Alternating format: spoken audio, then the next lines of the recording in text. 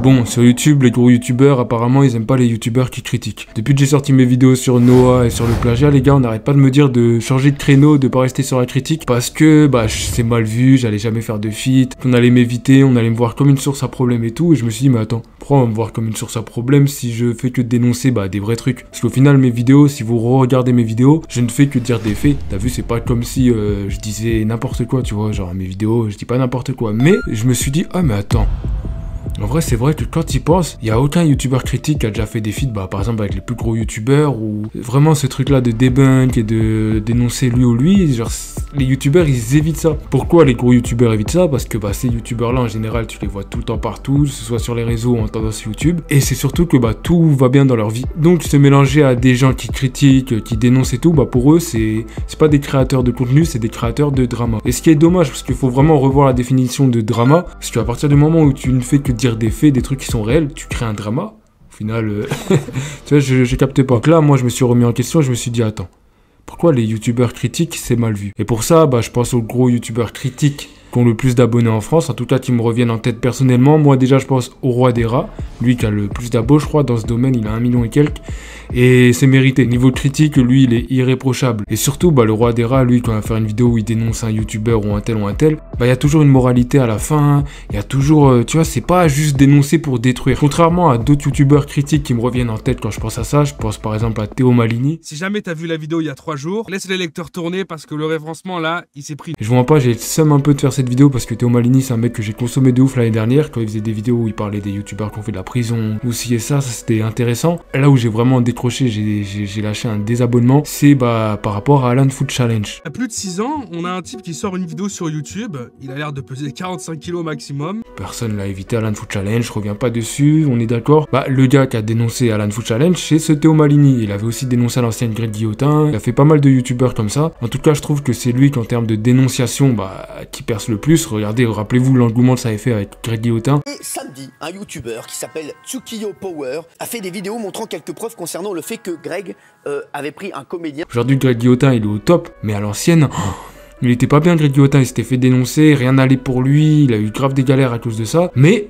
c'est un exemple de ouf et c'est pour ça que c'est toujours bien de dénoncer. Au final, je suis sûr que s'il se serait pas fait dénoncer, il serait jamais au top comme aujourd'hui, tu vois. Genre vraiment, il s'est remis en question, il a décidé de faire les choses droit, honnête, et il y a rien de mieux. Il y a que ça qui paye de toute façon. À partir du moment où tu fais du fake, où tu mens, où tu fais blaire à tes abonnés, tu les arnaques ou peu importe, tôt ou tard ça va te retomber dessus. Enfin bref, du coup aujourd'hui j'ai décidé de prendre Théo Malini comme exemple par rapport au fait que c'est super mal vu, le débunkage, la dénonciation, tout ça. Parce qu'en fait le frérot il va faire des vidéos comme ça où il va dire lui un tel il fake ou un tel il ment ou machin, et t'as l'impression qu'il veut juste détruire.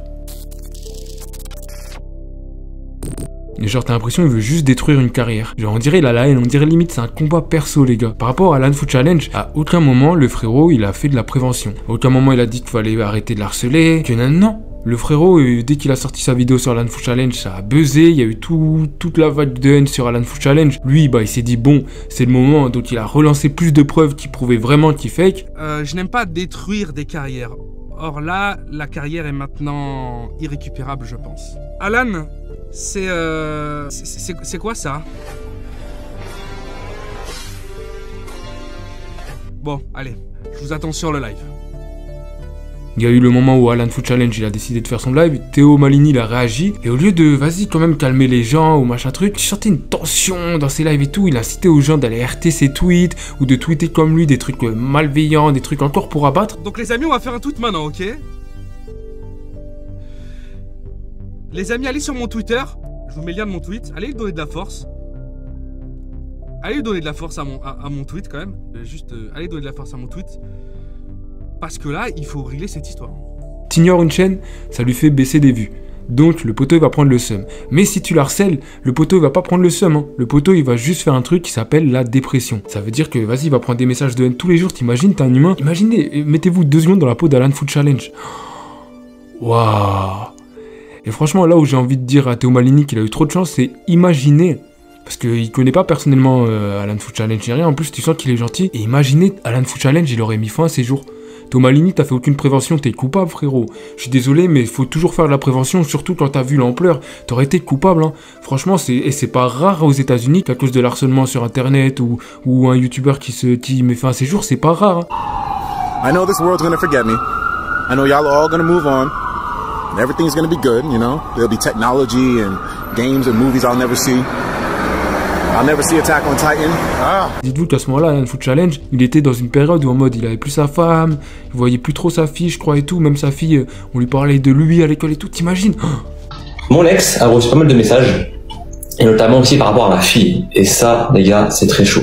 Parce que c'est des messages très très chauds, très violents, très haineux, limite morbides. Et pour le coup, là, ça, moi, je tolère pas. Et c'est à la fois bien et relou qu'il y a des gens, par exemple, comme Thibaut InShape, qui ont fait de la prévention par rapport à ça, qui ont dit qu'il y a un humain derrière, qu'il faut pas harceler tout. Et je pense pas du tout qu'il mérite la haine et le harcèlement qu'il est en train de subir sur les réseaux. C'est rigolo 2 minutes de dire qu'il a triché, de voir toutes les blagues qu'il passe sur Twitter, mais faut pas oublier qu'il y a un humain derrière. On a tous fait des erreurs, il a peut-être été maladroit, mais il faut savoir passer à la suite. Mais quand tu vois que Théo Malini, lui, il a même pas fait ça, comment ça se fait qu'un mec qui fait du sport, ou je sais pas qui, frère, ils ont dû faire de la prévention à ta place, gros. Mais qu'est-ce qui va pas chez vous?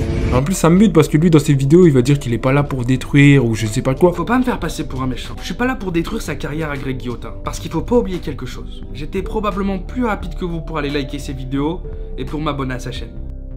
Bonjour les amis. Malheureusement, à contre-cœur en train de faire cette vidéo puisque j'aime procréer du divertissement, j'aime apporter des réponses, mais je n'aime pas détruire des carrières.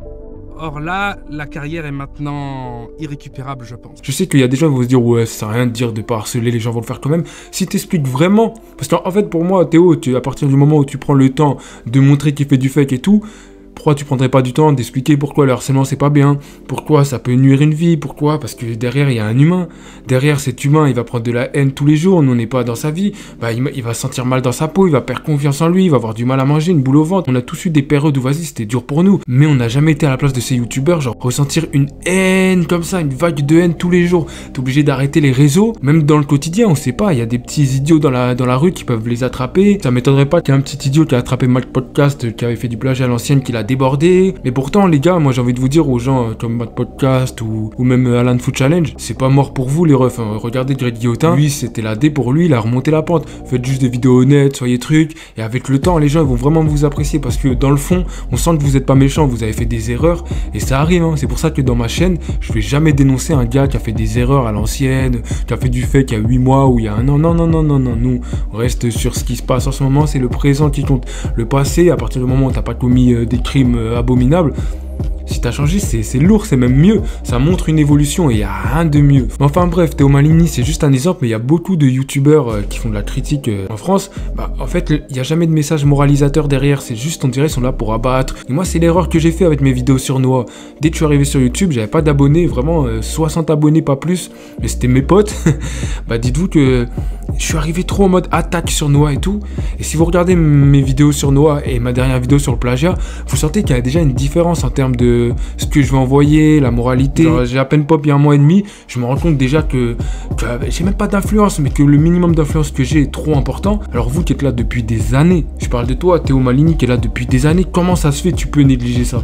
Comment ça se fait que là t'es au Japon, à aucun moment ça t'est venu à l'idée de tweeter ou de machin truc? À cause des gens comme ça, les gens qui critiquent sur YouTube ou qui font du débunkage, on est super mal vu parce que derrière il n'y a aucune moralité. Et moi à la base, ma chaîne là, je voulais prendre une autre tournure, j'avais même peur de recritiquer parce que je me suis dit j'allais être mal vu, genre vraiment on allait, tu vois. Au final je vais même pas avoir peur les gars, je vais même pas avoir peur parce que moi faudra pas me mélanger à ces gens là, je vais pas être comme ça, j'oublierai jamais un message de prévention, et même si je fais pas de message de prévention, il y aura toujours une moralité dans mes vidéos. Je ne surferai jamais sur un buzz d'un mec qui se fait éteindre. Si par exemple demain il y a un autre mec qui se fait éteindre pour plagiat, je vais pas venir rajouter ma couche, en vrai je vais juste pas leur ressembler, et les gens qui me comprennent, ils me comprendront, et voilà, ils monteront dans le bateau, et tu connais. Sur ce, je vous embête pas plus longtemps les gars, je vous dis à la prochaine. Vous connaissez déjà votre poteau, tu sais déjà. Fais pas